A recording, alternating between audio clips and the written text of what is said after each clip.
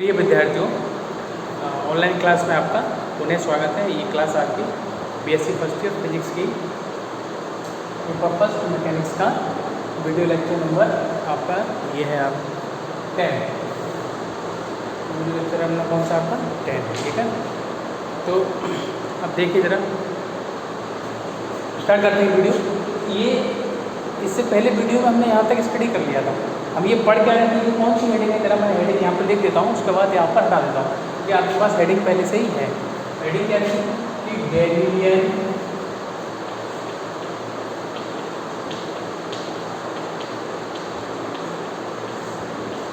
होते गैलीलियन, ये आपके वैज्ञानिक थे, ठीक है। गैलीलियन, तो गैलीलियन का जो निश्चलता नियम था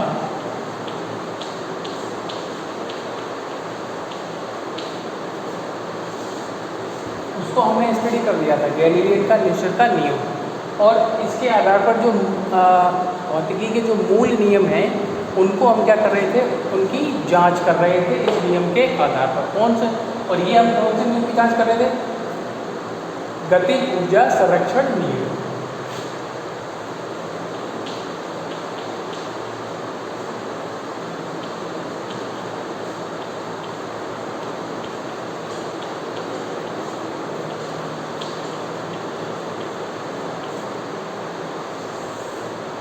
गतिज ऊर्जा संरक्षण नियम की निश्चितता की जांच।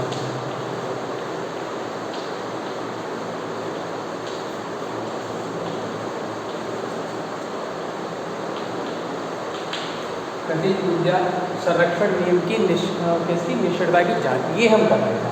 संवेग संरक्षण के लिए हमने कर लिया था, ठीक है। रेखीय संवेग संरक्षण का ये क्या है आपकी गतिज ऊर्जा संरक्षण नियम के लिए पढ़ रहे हैं, ठीक है। अब इस हेडिंग को मैं हटा दे रहा हूँ ऐसे, और वापस यहाँ तक हमने स्टडी कर लिया था, ठीक है। इसके आगे हम सॉल्व करते हैं।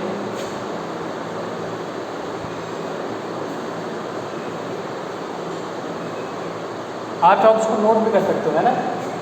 जो भी चीज़ यहाँ पढ़ाता हूँ ना उसको आप नोट कर सकते हो। देखिए पहले ये देखो, ये पूरा ऊपर समीकरण है ये वाला, ये बराबर में है इसके, ठीक है।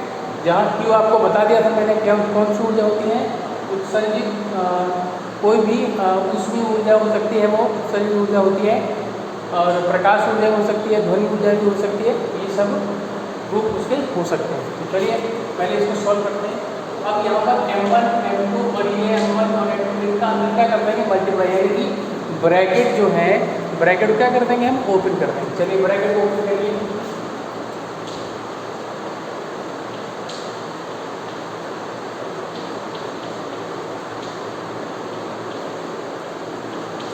इसका जब इसको मल्टीप्लाई करेंगे 2 से इंटू कैंसिल हो जाएगा, क्या बचेगा,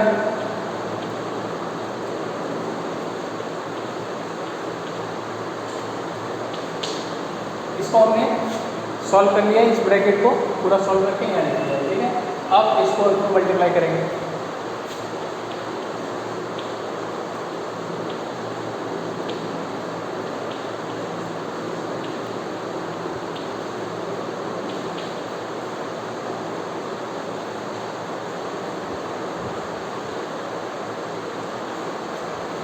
ये ब्रैकेट भी सॉल्व कर लिया।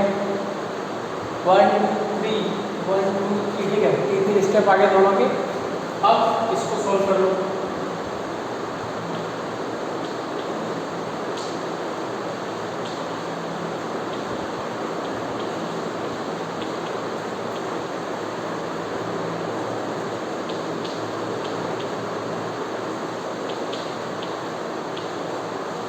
इसको भी सॉल्व कर लें।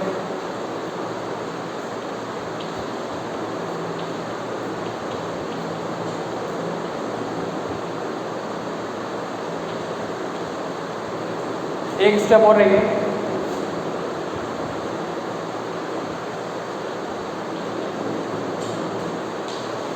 ये हो गया मल्टीप्लाई। देखिए पूरा मल्टीप्लाई हमने कर लिया ये। अब हम इसमें जो चीज़ कैंसिल होगी उसको क्या करेंगे, कैंसिल। देख लो पहले, इससे ये कैंसिल हो जाएगा, देखिए ध्यान से, इसको इससे कैंसिल करेंगे और देखिए नहीं होगा। इससे ये कैंसिल हो जाएगा, 1/2 m2v²। ठीक है, इसको इससे कैंसिल कर दीजिए। और कुछ कैंसिल है, और कुछ कैंसिल नहीं, जो है उसको बाकी लिख लीजिए। ठीक है,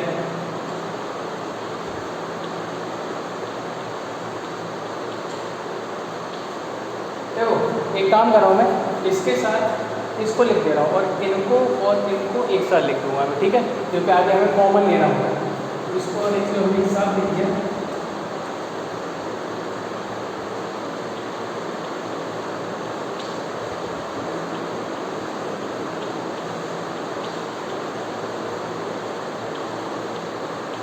m2u2'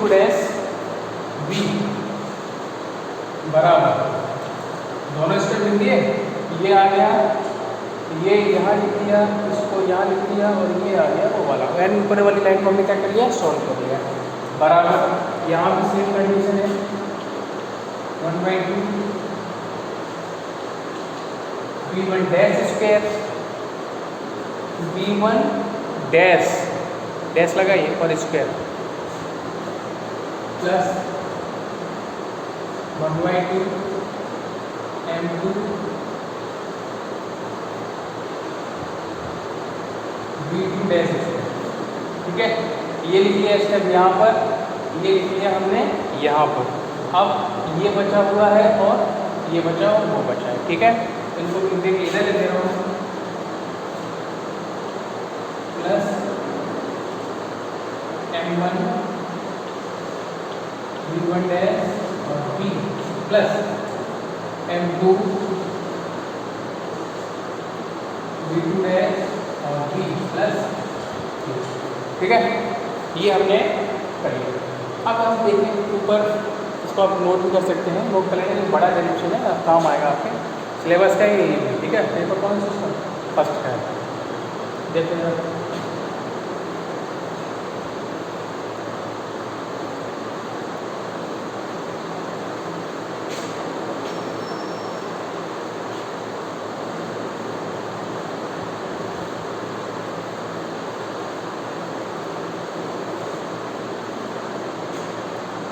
देखिए अब ये और ये तो सेव हो गया, अलग कर दो इनको तो कुछ नहीं करना। इसमें से क्या कॉमन आ जाएगा, v कॉमन आ जाएगा, तो v कॉमन ले लेंगे इसमें। अब ऐसे ही इसमें ऐसा कुछ नहीं हो सकता, इसमें से और इसमें से क्या आ जाएगा, v कॉमन आ जाएगा। अगर आप ध्यान से देखेंगे, कर लेंगे v कॉमन,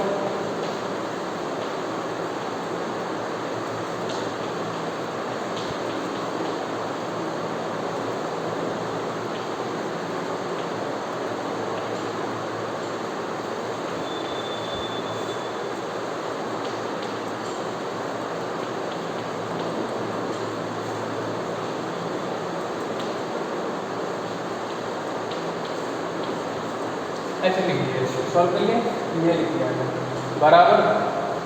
इसको ऐसे ही लिख देंगे, यहाँ से भी कॉमन ले लेंगे,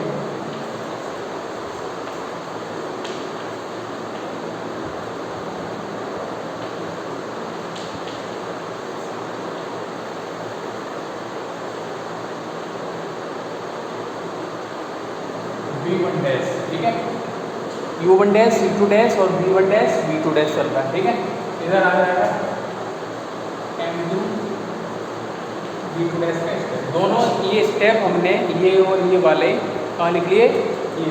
ठीक है, अब बच्चे कौन से, ये और नीचे वाले, इनमें से b कॉमन लेके लिखेंगे, प्लस b कॉमन ले लिया, क्या आ जाएगा,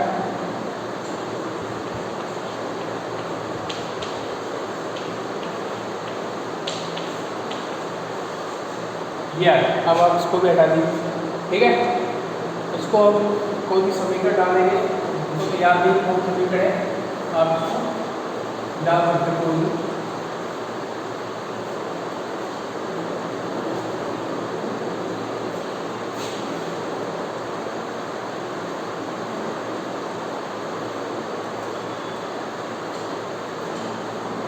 देखिए ये हो गया ना आपका।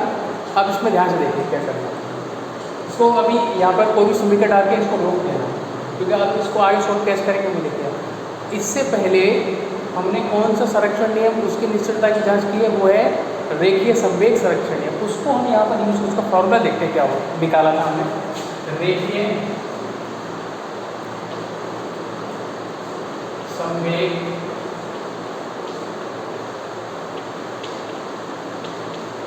संरक्षण नियम, रेखीय संवेग संरक्षण नियम से। और अभी जो निश्चितता की जो जांच की थी उसमें जो फॉर्मूला निकाला था उसकी अब बात कर रहे हैं। क्या था फॉर्मूला? m1 प्लस m2 बराबर क्या था? यहाँ पर लिख दो h डैश निर्देश के लिए,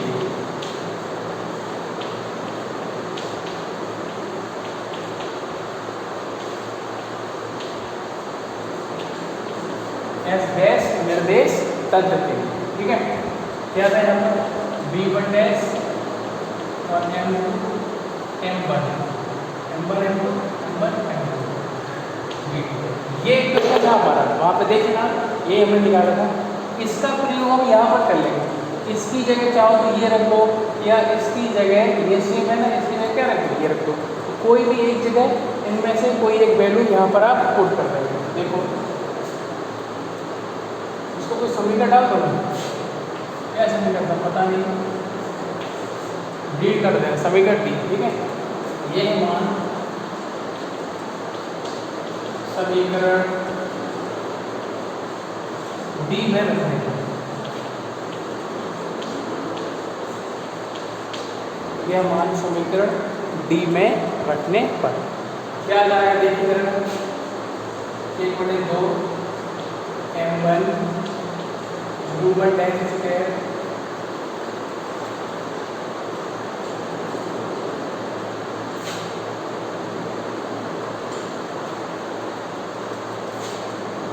plus 1/2 m2 u2 dash square plus b,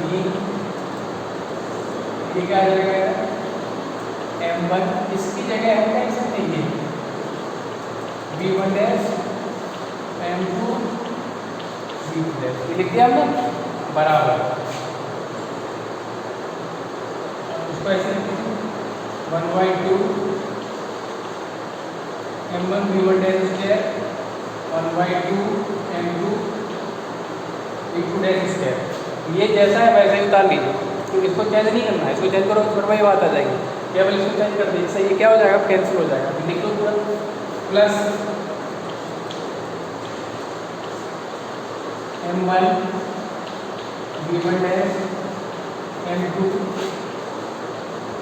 v2 dash plus q।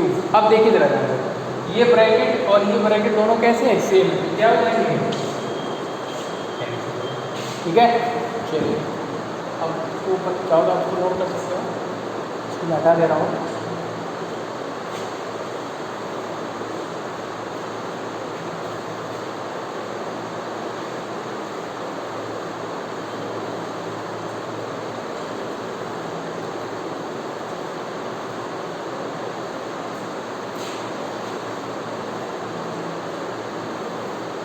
चलिए देखिए, जो बचा होगा उसको लिख लेंगे।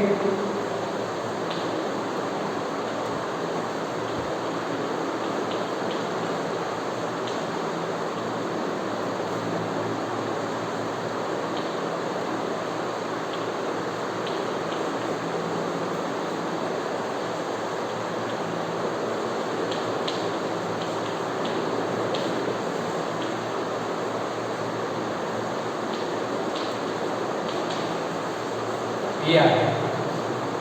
अब जरा इस समीकरण को ध्यान से देखिए, कौन सा समीकरण हम लेके चले थे वो भी मैं यहाँ पे दिखा दे रहा हूँ।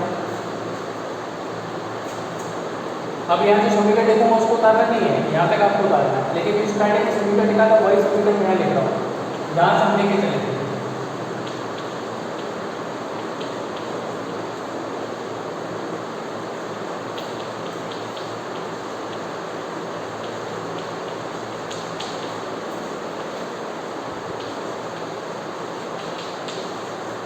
यही समीकरण था ना, ये किसके लिए समीकरण है? कौन से निर्देशांक के लिए? ये आपका एस निर्देश तंत्र के लिए था। किसके लिए था? एस। वो ये डैश नहीं हो गया, स्क्वायर हो गया, ठीक है। अब देखो यहाँ पर कहीं डैश लगा हुआ नहीं ना, तो कौन से निर्देश तंत्र के लिए? मैंने आपको पहले बताया कौन से निर्देश तंत्र के लिए, ये एस निर्देश तंत्र के लिए। यहाँ पे लिख दे रहा हूँ मैं,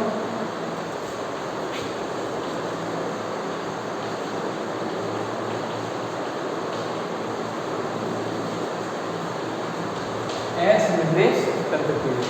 और ये किसके लिए है? ऊपर वाला यहाँ देखो, सभी जो सभी भौतिक राशि हैं उनके ऊपर क्या लगा हुआ है? डैश लगा हुआ है। तो ये कौन से उसके लिए कहलाएगा? ये कहलाएगा आपका एस डैश निर्देश तंत्र के लिए। और ये किसके लिए है? एस निर्देश तंत्र के लिए। दोनों ही देखो फॉर्म में कैसे हैं? दोनों फॉर्म में कैसे हैं? दोनों ही समान है। अतः हम कह सकते हैं कि गतिज ऊर्जा संरक्षण नियम भी गैलीलियन की निश्चलता नियम का पालन करता है, ठीक है। इसको क्या देंगे?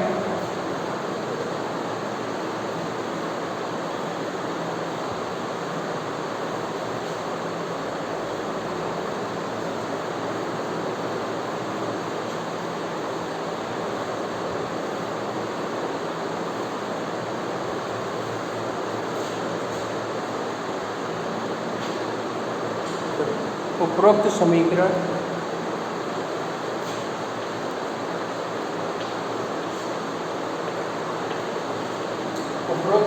कौन से निर्देश तंत्र में? एस डैश निर्देश तंत्र में गतिज ऊर्जा संरक्षण नियम का या गतिज ऊर्जा संरक्षण नियम का समीकरण, ठीक है। उपरोक्त समीकरण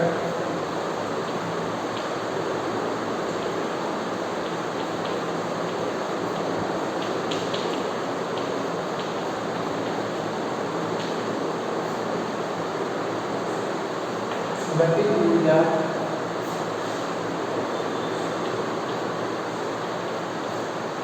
संरक्षण नियम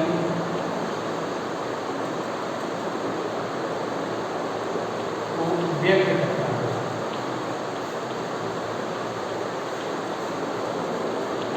क्या कर रहा है? गतिज ऊर्जा संरक्षण नियम क्या कर रहा है? व्यक्त कर रहा है। अतः स्पष्ट है कि एस और एस डैश निर्देश तंत्र में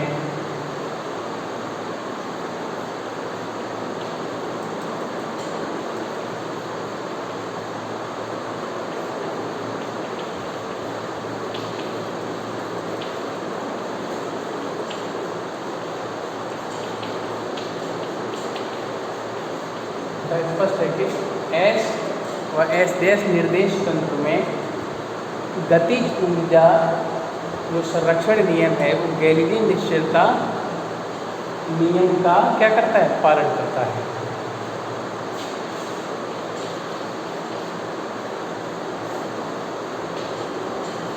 गतिज ऊर्जा संरक्षण नियम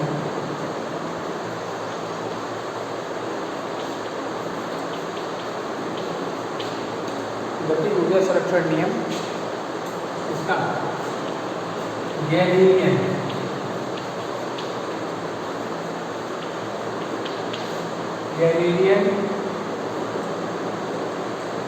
की निश्चलता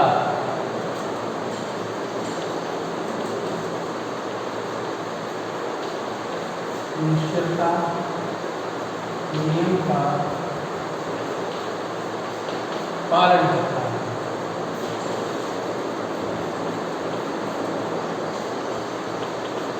ये हो गया आपका क्या कौन सा गतिज ऊर्जा संरक्षण नियम।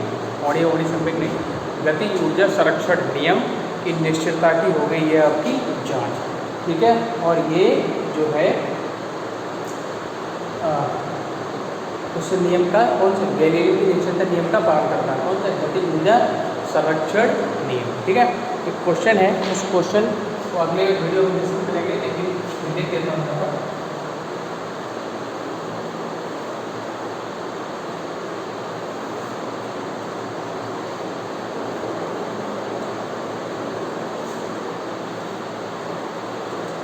कोई डाउट हो तो आप पूछ सकते हो, डाउट नहीं पूछते हो आप, ठीक है।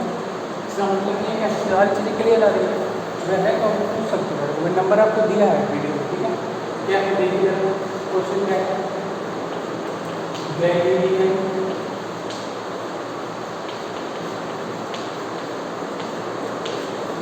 रूपांतरण समीकरण के लिए सिद्ध करो कि किन्हीं दो निर्देश तंत्रों में दूरी या विस्थापन नियत रहता है। किन्हीं दो निर्देश तंत्रों में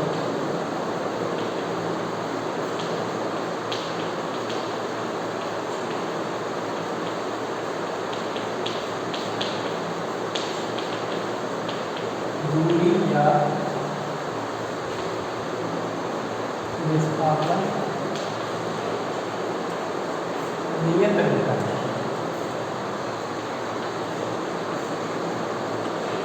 ये आपको सिद्ध करना है। अगर आप इसे कर सकते हैं तो आप करके मुझे व्हाट्सएप पे मेरे भेज सकते हैं, नहीं तो फिर इसको मैं अगले वीडियो लेक्चर में कराऊंगा। ओके, चलिए।